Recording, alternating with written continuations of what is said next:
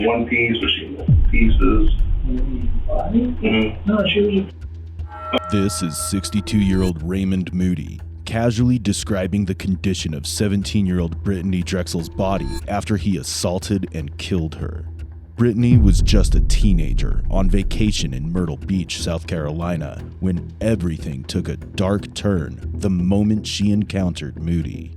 These were her final moments before the gruesome murder that left no trace, no evidence, and not even a single suspect.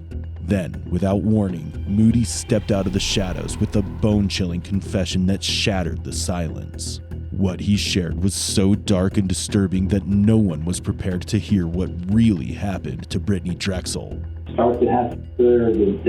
something happen to stop that? To stop me? Yeah, no, I did. Yeah. Detectives are stunned by how Moody had managed to stay hidden for over a decade, and even more baffled by what finally drove him to come forward and confess to a crime buried in silence for 13 years. On April 22, 2009, 17-year-old Brittanee Drexel traveled over 800 miles away from her home in Rochester to the popular South Carolina beach resort town of Myrtle Beach. Her mother didn't approve of the trip, so she quietly set out, keeping it a secret from her. But she was not alone. Two friends, Elena and Jennifer, joined her in this adventure. However, her adventurous journey was about to turn into a nightmare. 3 days after she reached Myrtle Beach on April 25, 2009, she went to Blue Water Resort to meet Peter Brock. Brittanee left the Blue Water Resort around 8:45 p.m., but after 9:15 p.m., Brittanee suddenly stopped texting her boyfriend, John Greco. She had disappeared. In June 2016, the FBI got a tip that a person named Timothy Deshaun Taylor had assaulted and shot Brittanee to death. However, it turned out to be false information. I may as well start with the obvious question. Did you kill Brittanee Drexel? No, sir. I did not kill Brittanee Drexel. Were you involved in the kidnapping of Brittanee Drexel? No, sir, I was not. Were you with Brittanee Drexel the night she disappeared in April of 2009? No, sir. In 2019, new forensic tools allowed investigators to reconstruct Brittanee's movements. They traced her phone's ping pattern, and it aligned perfectly with Moody's SUV in the vehicle records. These vehicle records triggered detectives to resurrect this old, faded case. As a result, on May 4, 2022, Moody was arrested on obstruction charges. The next day, on May 5, 2022, Raymond Moody willingly came forward to give his confession. Detectives discovered human remains buried in the woods in Georgetown on May 11, 2022. After a few days, on May 15, 2022, DNA and dental records proved that it was Brittanee's body. Moody was adamant that he would speak only to the police, refusing any involvement with the FBI. Respecting his demand, the Georgetown County Sheriff's Office arranged a private meeting for his confession that would finally unearth the truth buried for over a decade. The gravity of the case drew 5 detectives packed into the interrogation room, which is a rare sight, even for a high-profile murder. The weight of over a decade of unanswered questions hung heavy in the air, but none of them were prepared for the horror Raymond Moody was about to unleash that he sealed in silence for 13 years. So you're good with that? Yeah. Okay. That's okay. Yeah, so Ray, what do you feel more comfortable with? Do you feel better just telling kind of the story, and then if there's a few things that we have a few questions on? Yeah, one thing before I tell the story, one thing that I realized last night, because I was laying there, of course I was laying there thinking about everything, you know? Yeah. And I remember then, when I took you guys to where I buried the girl, which I believe in my heart, we finally did, after we were looking around, find exactly where I still do that up here. But over all these years, I guess memory got kind of, because of all that time, because when we first went there, I went to the wrong damn spot, and I couldn't figure it out. So in regards to that, there's a lot of stuff that I remember like yesterday. Okay. Yeah. Well, that's A cool. lot of stuff that I remember just like yesterday.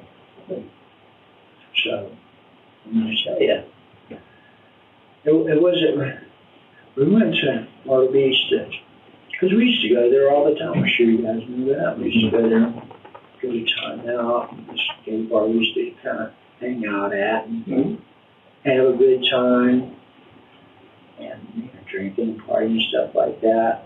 We enjoyed that very much, did that almost every weekend for a while. Yeah. But anyway, and first to go down to the boulevard, hey, you're in Myrtle Beach, everybody does that. You just drive the strip. Just people watching and stuff, you know. So that's all we were doing. We were going down the strip and smoking pot. Who the hell isn't, you know? You know how it is down there. I work the boulevard, yeah. Yeah. And Brittany was walking on the sidewalk, and the traffic's really slow. You know, it gets right. It's so congested. And she looked over, and I looked at her, and I was smoking pot. She started laughing. And then, I don't remember the entire conversation. It's so damn long, but she said, "That smells pretty good." I'm like, "Yeah, that's some good pot. Would you like some?" She said, "Yeah." So we kind of chatted a little bit as I'm driving. Angel's sitting right there, but she didn't say a damn word, you know. I was thinking to myself, she probably don't care if me talking to her, you know. But just a little jealous sometimes. Yeah. But it's all harmless. Yeah. We're just having a good time. And anyway, I was surprised. She just hopped right in and said, "Hey, you want to party with us?" I said, "Yeah." Moody began with his first statement, and it's nothing but a lie. From the beginning, he's trying to play a blame game by saying that it was Brittanee's choice. He also claimed shamelessly that Brittanee was the one who was attracted and hopped into the car readily. But anyone who knew Brittanee could vouch that Brittanee wasn't like that. Then why did she hop into Moody's car? The detective is about to uncover the truth behind this mystery. So she got in, and we had her joined back there, and passed around, we're all talking, going down the boulevard.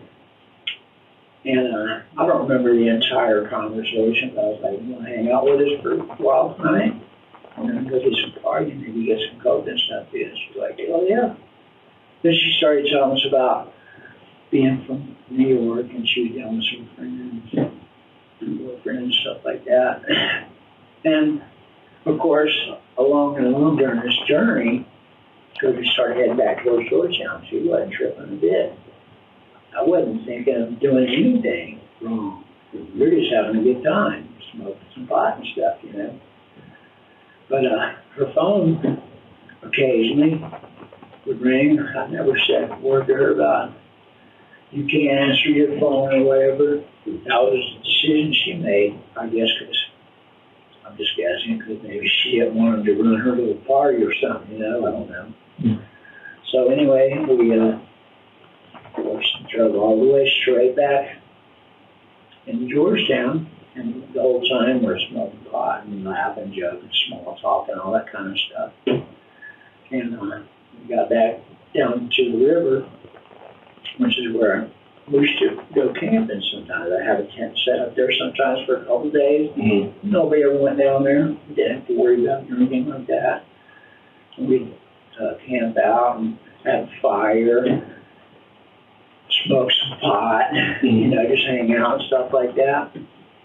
But anyway, we went down there and parked and walked up to the tent and sat around talking and stuff like that and smoking pot. And then I said, "Well, we'd like to get some coke or something like that. We can get that in the back of the apartment." But I didn't have the damn apartment keys because her son had the truck, and on the truck keys was the keys to the apartment. Okay.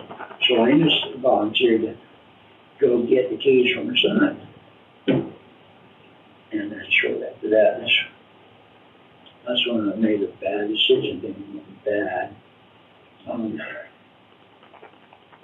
I did feel ashamed about it. But anyway, Angel left. And while she was gone, I changed the whole subject of what was going on. And making her all that. And I thought straying with her. And I was in a panic. I didn't know what to do. Moody finally opens Pandora's box, and what spills out is a tangled mess, a thread of truth buried beneath layers of carefully crafted lies. He casually claims that Brittanee willingly got into his car, but what he hides is far more sinister. It was his longtime girlfriend, Angela Vaz, who lured Brittanee into the trap. As the investigation deepens, detectives will uncover the disturbing extent of Angela's involvement in this case. But Moody plays it smart. He's about to describe how he assaulted Brittanee, all while skillfully sidestepping any mention of his girlfriend's role in the crime. I put her in the back of the truck. Now I went and got her, put her in the back of the truck, started heading back that direction, and I'm thinking, where am I going to go? I turned down Penwell Road. I wasn't thinking anything about Harmony. But that's where I went. I just turned down Harmony, and you saw that place where you could turn in with the gate. And rode back in there. Felt like I was off the road a good little ways. And I dug a hole, and I buried her.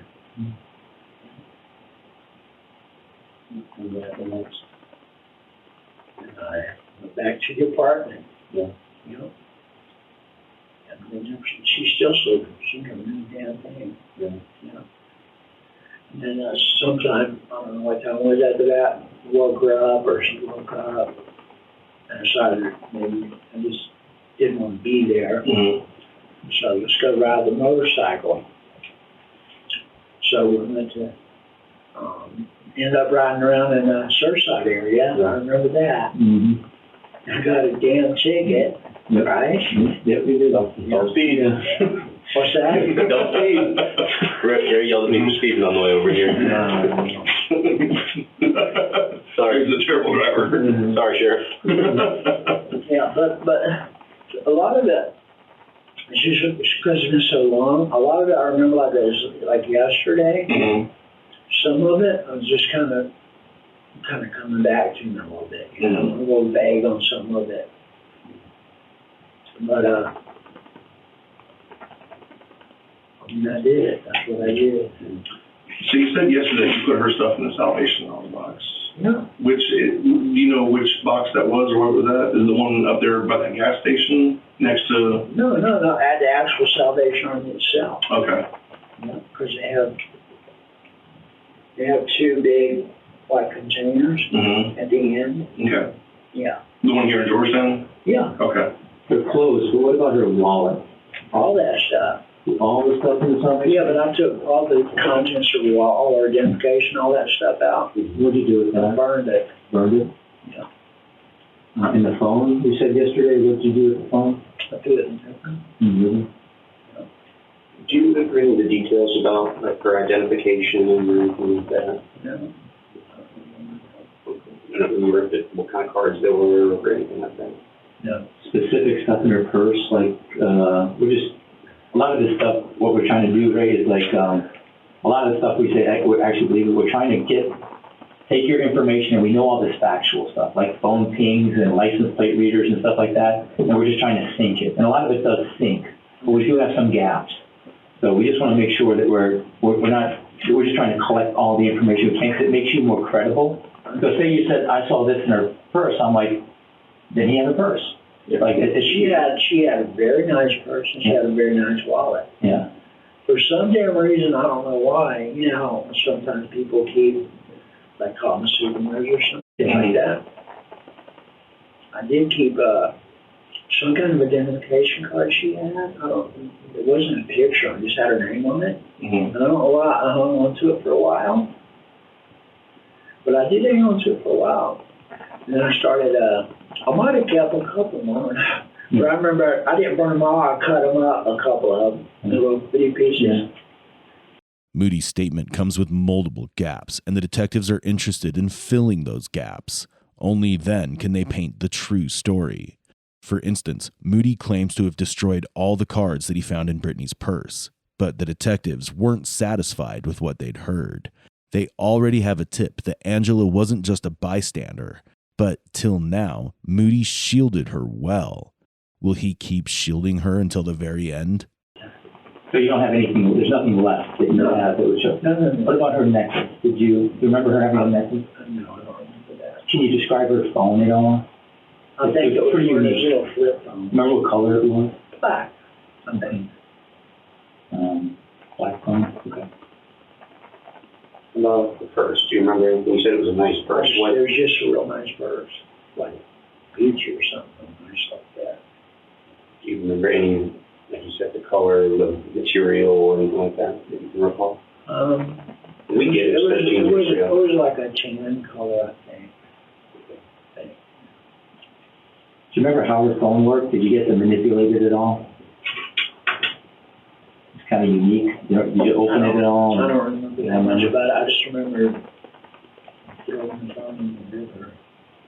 So again, trying to match things up to science just to prove that you're credible. How long would you say you were down in the vicinity of the landing? With a couple hours? The whole thing was a good while.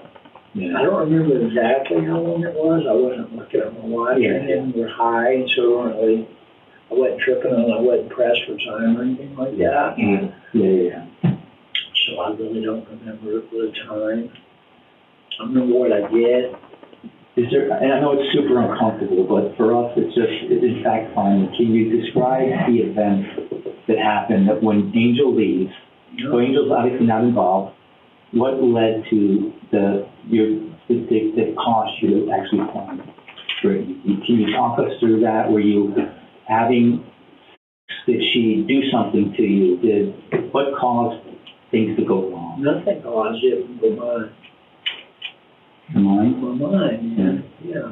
Just for some reason, I'm reverted back to the kind of person I used to be. Just for a period of time. Yeah. And I made her take her clothes off. Yeah. And she was pretty cooperative. Yeah, she was. But it was against her will. It was. Yeah. Did she say anything to you specifically, or at that time? She said she was she'd tell Angel on me. So she was. And then did you? And again, I just trying to get as much details. Then did you start to have her? Or did something happen to stop that? To stop me from having sex? Yeah. No, I did. Yeah. I was there. Yeah.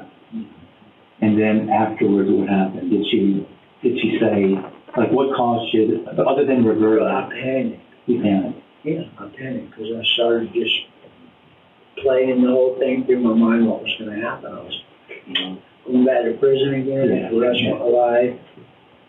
She could identify you potentially. Yeah. And I didn't want Angel to know that. I loved her. Did she try and fight you off at all? Did she punch, kick, scream, bite, anything like that? She did, it wasn't real violent because I didn't really do much with chance. I was around her. I mean, you were a big guy, I don't know how big it was, but strong guy. at the time, yeah. Oral. No, just, yeah.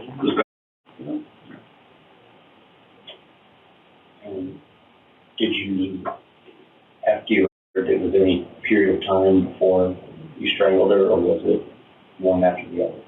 I just, she managed. Do you remember what she was like at any point after you raped her before she died? What was she, like our conversation? Yeah. What was she doing? She was just scared. She was scared, I was scared. Moody seems to remember in great detail how he assaulted Brittany. He's not at all repentant. He's recapitulating the incident in such a casual way that it can boil anyone's blood. He states that it was not his original plan to kill her. But what if she gives her statement? He will end up in jail again. This is why he panicked and strangled Brittanee to death. But his brutality didn't stop there. Moody is about to describe in chilling detail how he discarded Brittanee's lifeless body, moving her as if she were nothing more than an object and burying her mercilessly. Yeah, shot to the chin. And put it in the back of the car. And like I said, when she was, this took place when she was gone, I picked her up and carried her down through here, right over in here, and put her body right underneath the tree. And that's where she stayed until I came back real early the next morning, got her. The next morning. Yeah. Okay.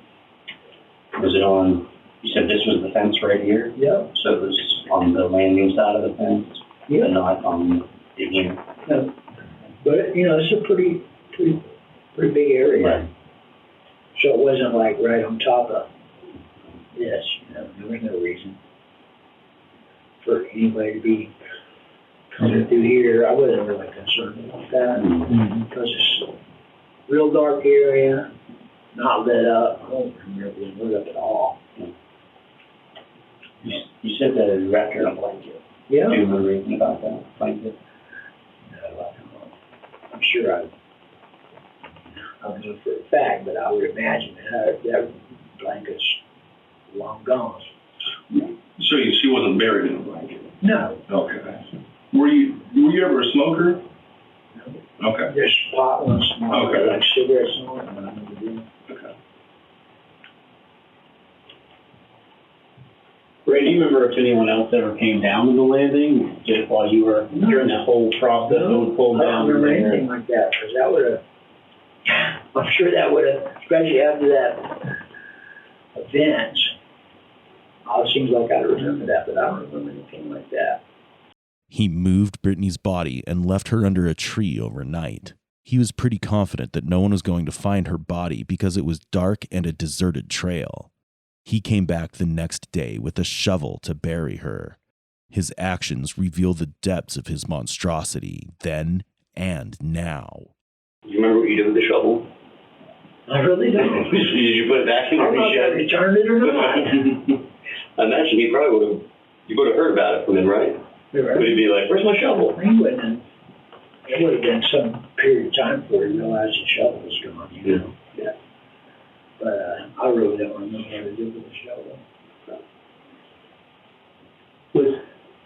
Back to the boulevard for a second, Ray, was this, you said you went to the boulevard often, was this common, like picking up a girl and maybe asking them to party?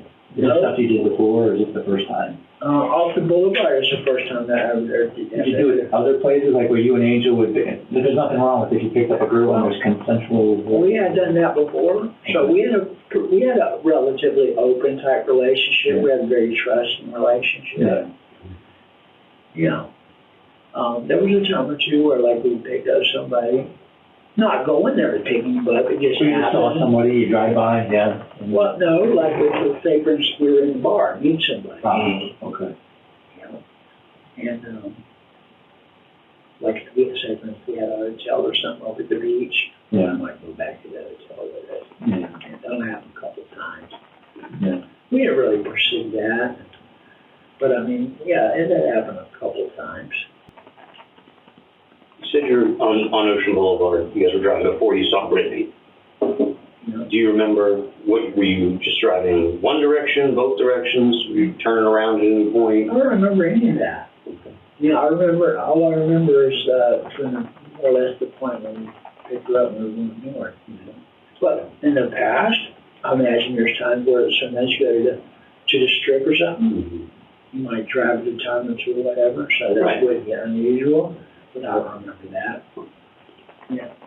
But it wasn't like I was out looking for something. It just happened. You said you were on Ocean Boulevard, so I was trying to figure out, is it one of those, you're going up, going down, going up, going down, or if you were going to somewhere? We're going anywhere, we're just driving. Yeah.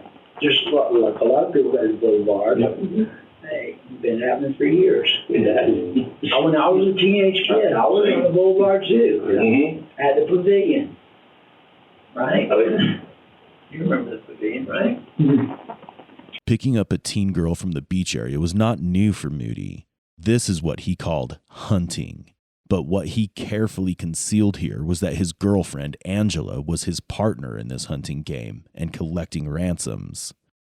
In 2011, when Moody first came under the radar, detectives suspected Angela might be involved or hold vital information.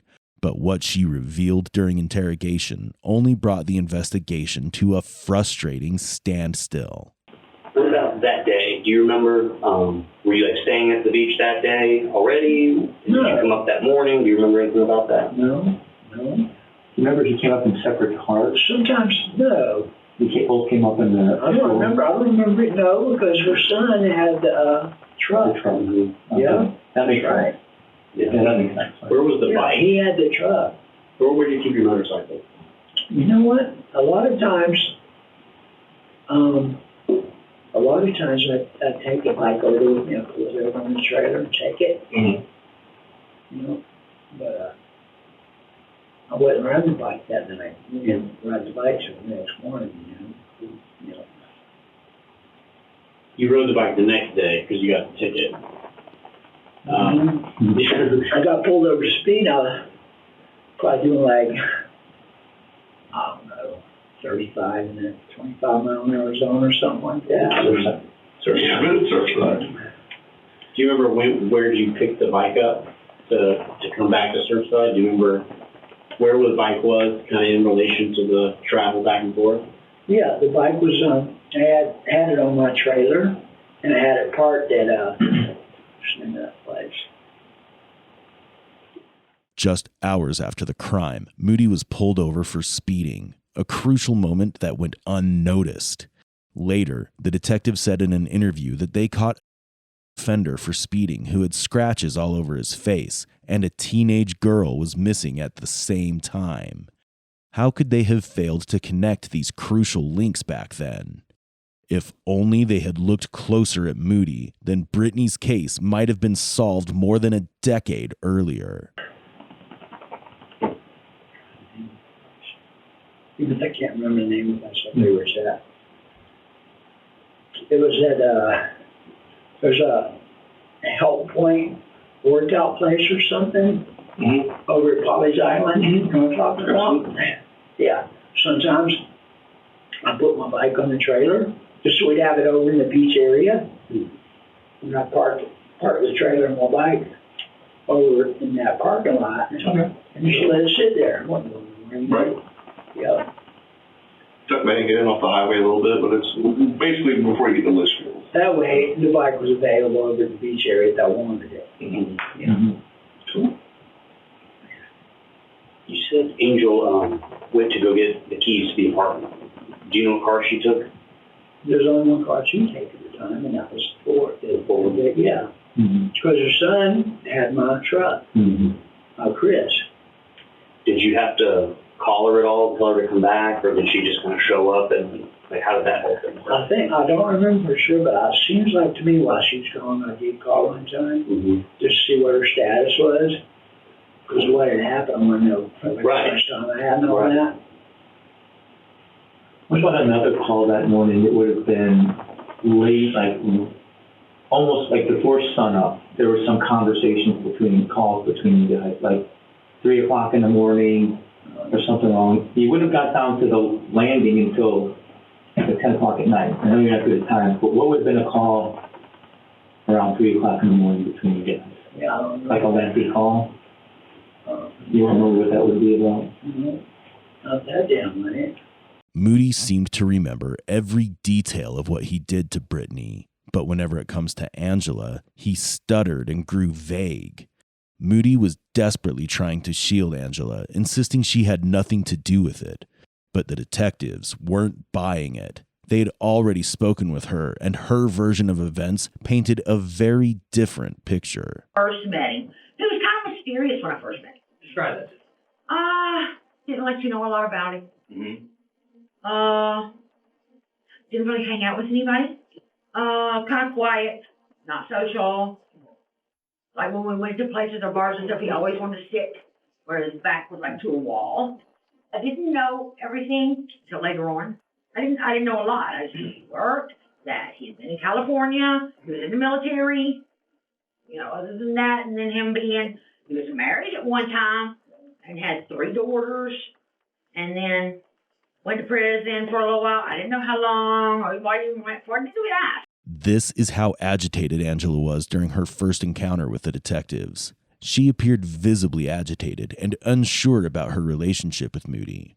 She even expressed suspicion about his behavior, hinting that something about him never felt right. In 2022, after Moody's arrest reignited the investigation, she was interrogated again. And this time, she's about to spin the story. Just go ahead and I'll give you the opportunity. You just tell us what you remember about that time. All right, me and him had went to the beach. We were in my vehicle, of course. We had smoked weed on the way up there while we were there, stuff like that. Then afterwards, we rode down the boulevard. He hollers him out the window. What exactly said, I don't remember. She hollered something back, but couldn't hear. There's a lot of traffic. So he pulled up a little bit. He pulled over to a little parking lot on the side of the road. She walked over to the car. He spoke to her out the window, said something like, hey, you want to let's smoke some weed, a line or two, and she said yes. She got into the vehicle, came back towards Georgetown, really just smoking along the way, stuff like that. Went down to the pole yard, walked around a little bit smoking. A little bit later, called my son, or he called me, I can't remember who called who, but he had the keys to the apartment. So I said, I'll be back in a little while. Like after you got to the apartment, what you did? I went to bed because I've been drinking, okay? So yeah, I went to bed, right. And I said I believe that he was up for a little bit, but I went to sleep. I did wake up later and he was gone, but like I said before, that really is kind of normal. He was always an early person. He'd get up 4:30, 4 in the morning, and he'd be up. That was just his routine, which he still did. In her second interview, Angela's tone had changed completely. This time, she spoke with striking confidence, and what stood out even more was how her story now aligned perfectly with the version Moody was about to deliver in his carefully planned confession. But that period of time, obviously you were awake the whole time. Do you remember food, right? So do you remember, did you eat dinner? Did y'all eat together? Did y'all talk about food? Did she ever mention, like, if she was hungry, if y'all could stop and get something? No munchies or nothing? No. And you were awake the whole night. So you remember y'all did y'all eat breakfast next morning? You and Angel together? I don't remember anything about that. I don't remember anything at all. I mean, I'm sure I did. I'm just thinking like chemicals. You see where I'm going with this? Like we're trying to look for something. Yeah. If we dug in the soil right there and we're testing soil, would we find a certain type of chemical that are in food or drugs? Would we find drugs in our system? Pot. Pot? Probably. Did y'all ever get the coke? Or no. By the time she got back with that sort of thing, that was a done deal. Yeah. Okay. Was there, and you're hearing the questions, but was there ever a point in time where Brittanee and Angel were together and you might have walked away for a little bit and left those two by themselves? Like maybe you walk someplace, they're by themselves, then you come back. I don't remember anything like that. You don't remember that? You might have to go take a leak or something. I don't remember anything like that. Okay. You're talking about at the landing, right? I'm talking about at the lane, that's correct. Where they might be wondering where you're at. No. You didn't drive away, you didn't walk away. No. There's no issue. Because remember, when we got there, shortly after that, Angel left. Right. I just wondered, maybe quickly you might have walked and done something and they were wondering where you went? No. What did she, okay. No, because when Angel left, that's when all that took place. Gotcha. She came back, I was off. Gotcha. Yeah. And then I told her I had to go back to the apartment about why. It's just a nice excuse to get out of there for a minute to kind of wrap my mind around it, make sure that she was in a secure little spot. Yeah.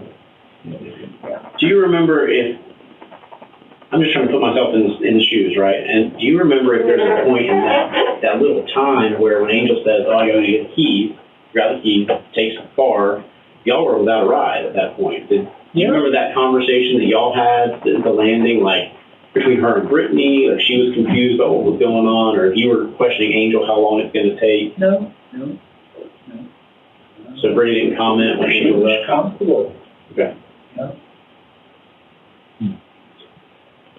Did you have any inclination at that point when Angel left and what was going to happen next? No. At this point, the detective believes that Raymond and Angela are teamed up and they're hiding something sinister.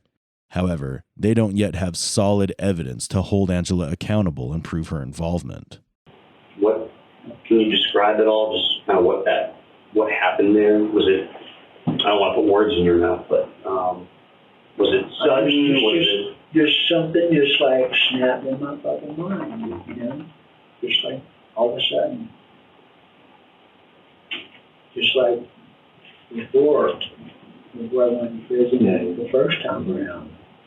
You know, I knew what I was doing, but I wasn't really like in real control mode. I didn't have the character to not act on my impulses, you see. Yeah, I really didn't. You said you're not a drug user, but you use just like sometimes if somebody smokes a cigarette once in a blue moon, they're not necessarily a cigarette smoker, right? Mm-hmm. But there was nothing. You're not a drinker either, so you weren't drinking that night, and then. I think I couldn't swear to it. I don't remember for sure. Yeah. So because generally I didn't much drinking and driving, you know. Yep. But you know, there was times where like we go to the beach, go partying at like time out or something. Doing some drinking, you know. Yeah. There was times where I knew that we were drinking much, and like you can't go anywhere. Yeah. We like stay there somewhere, you know. Yep. That's nice. just to go back to what you said about the goodwill? Do you remember when in the whole sequence of events you Salvation? Salvation. That's right. John tripped me up. I'm not trying to trip you up. I'm just trying to put it straight in my mind. No, when in the sequence of events that took place, when did you go there? I couldn't say exactly when that happened, but it was within the next few days or within a week or something like that. I had her stuff put aside in some bags, so it's kind of outside out of mind. Where did you keep it? I think I kept it in the back of the truck, just like it was trash or something, you know. Were they like plastic grocery bags, or were they like Walmart bags? Yeah. You know, I used Walmart bags to put trash and shit in. Yeah. Mm-hmm.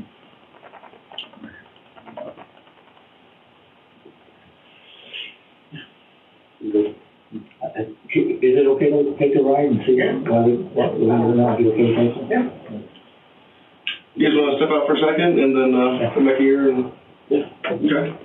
And that's how Moody wraps up his interrogation. He simply took advantage of an innocent girl, murdered her brutally, buried her in a deserted area, and got rid of all the possible shreds of evidence. He knew exactly what he did, yet he chose to be silent and enjoyed his freedom. It was only after the detectives reopened the cold case again and began interrogating Angela that Moody decided to resurface and took accountability for his past actions. Later, on May 11th, 2022, the detectives followed the trail and found human remains buried 4 feet under the ground in a wooded area outside Georgetown. On May 15th, DNA and dental records were matched, and the human remains were identified as Brittanee Drexel. On May 16th, 2022, Raymond Moody was arrested and charged with murder, kidnapping, and first-degree criminal misconduct. On October 19th, Moody pleaded guilty to kidnapping, assault, and murdering Brittanee Drexel in a Georgetown court and admitted his actions as monstrous. And I was a monster. And I took Brittanee Drexel's life. Moody was sentenced to life in prison. He received additional consecutive terms for kidnapping and criminal conduct. In March 2024, a federal grand jury indicted Angela Voss on 3 counts of making false statements to federal investigators regarding the events surrounding Brittanee Drexel's case, and on February 13, 2025, she was sentenced to 18 years in federal prison.